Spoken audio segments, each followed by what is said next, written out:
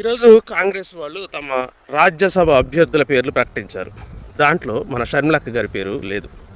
ఆవిడికి బాధ ఆశ్చర్యం కలిగించిందేమో కానీ నాకు ఆశ్చర్యం కలగల. ఎందుకంటే రాష్ట్ర విభజన చేసేటప్పుడు జనాభా ప్రాతిపదికన అప్పులు, ఆదాయం ప్రాతిపదికన ఆస్తులు, వాడకం ప్రాతిపదికన విద్యుత్తు. ఆంధ్రప్రదేశ్కి ఆస్తులు పెంచేటప్పుడు ఆ హైదరాబాద్లో పెరిగిన ఆస్తులు ఆంధ్రప్రదేశ్ ఉమ్మడి పేరు మీద తీసుకొచ్చిన అప్పులు. అంటే హైదరాబాద్లో పెరిగిన ఆస్తులు మొత్తం రాష్ట్రానికి చెందిన అప్పులు అయినప్పటికీ కూడా అప్పులేమో జనాభా ప్రాతిపదికన, ఆదాయమేమో ఆస్తుల ప్రాతిపదికన.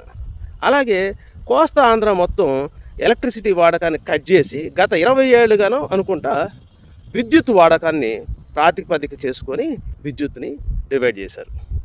ఇలా అడ్డగోలుగా ఆంధ్రప్రదేశ్ని నరికేసిన కాంగ్రెస్ పార్టీకి 6,000 లాంటి పిసిసి అధ్యక్షురాలు మీరు.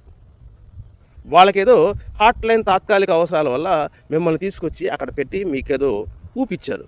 మీరేమనుకున్నారంటే రాజ్యసభ సీటు కూడా ఇస్తారని అనుకున్నారని వార్తలు మా రాధాకృష్ణ కూడా అప్పట్లో రాశారు. ఓకే, ఇప్పుడు అర్థమైంది కదా.